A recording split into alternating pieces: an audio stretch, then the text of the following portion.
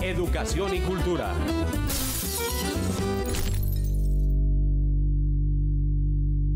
A pesar que la reforma tributaria que el Gobierno Nacional presentó ante el Congreso de la República no aumentará el IVA ni la base gravable para la declaración de renta, esta reforma mantiene beneficios y exenciones tributarias para las personas más ricas y las grandes empresas.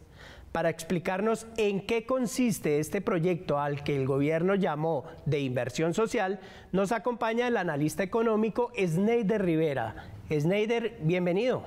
Muchas gracias, Fabio, por la invitación y un saludo a toda la audiencia. Sneider, el gobierno ha dicho que la fuente de recaudo de esta reforma tributaria recae principalmente sobre el empresariado. Sin embargo, este proyecto no diferencia entre las micro, pequeñas, medianas y grandes empresas. En este punto, ¿qué es lo que propone el gobierno?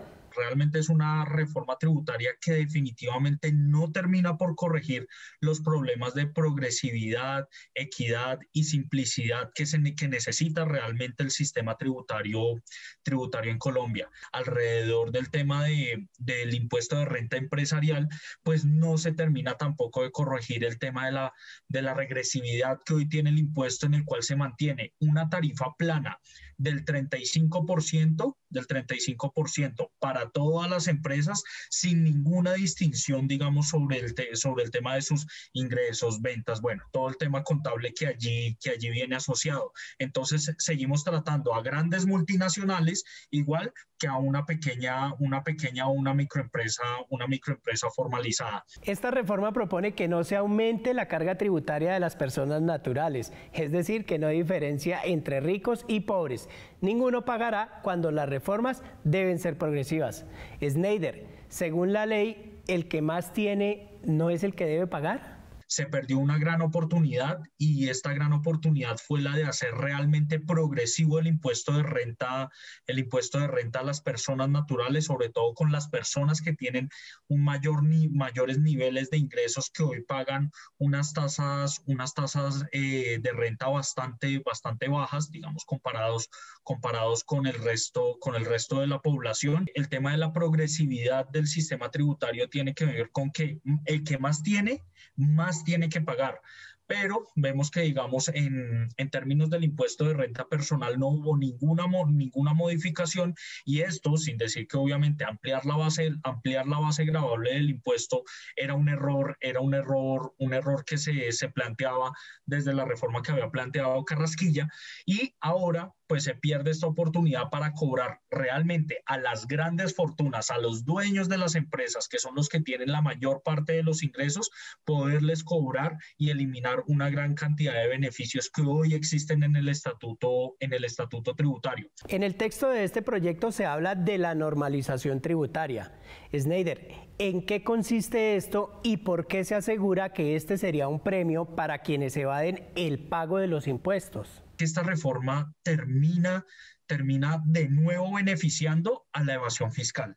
¿Y por qué termina beneficiando a la evasión fiscal? Porque de nuevo vuelve a implementarse el tema del impuesto complementario de normalización tributaria, que es precisamente beneficiar a estas personas que han evadido durante años al fisco colombiano, y ahora con una tarifa reducida al 17%, pueden venir y declarar sus activos y pagar sobre ese 17%. Entonces, termina también beneficiándose un poco los temas de evasión, que no es solo de esta reforma, sino que ha sido algo sistemático durante las últimas reformas tributarias. Según el Fondo Monetario Internacional, el 10% de la riqueza colombiana está en paraísos fiscales, es decir, que el país pierde anualmente 2.800 millones de dólares.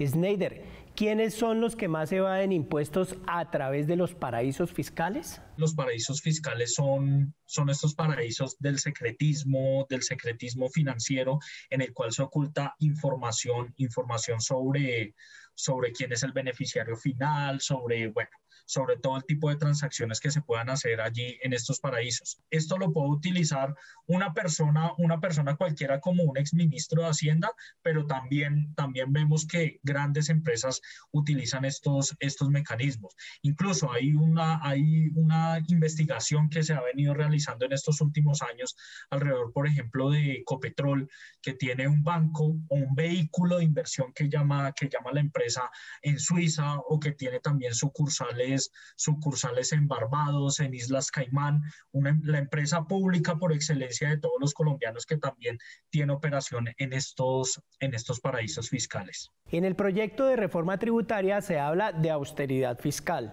pero ¿es esto lo que necesita el país en tiempos de crisis? Lo que plantea el proyecto de ley es que el gobierno va a entrar en un plan de ahorro súper grande, cuando hoy necesitamos es que el Estado gaste más.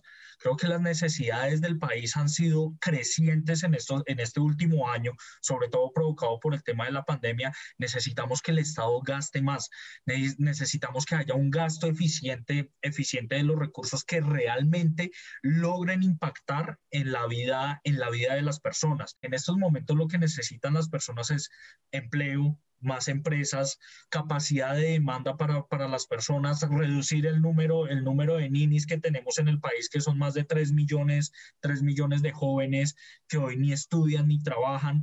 Eso es lo que realmente necesita el país. Esta reforma simplemente va a buscar corregir un problema de la inmediatez, que es el tema de conseguir recursos para mantener todo el tema de gasto social, pero no corrige estructuralmente ninguno de los patrones de desigualdad que tiene hoy el país en términos económicos y sociales. Schneider, muchas gracias por habernos acompañado esta noche y esperamos en una próxima emisión seguir explicando el contenido de esta reforma y el impacto que esta tiene para el país. Muchas gracias, Fabio, y feliz noche a toda la audiencia.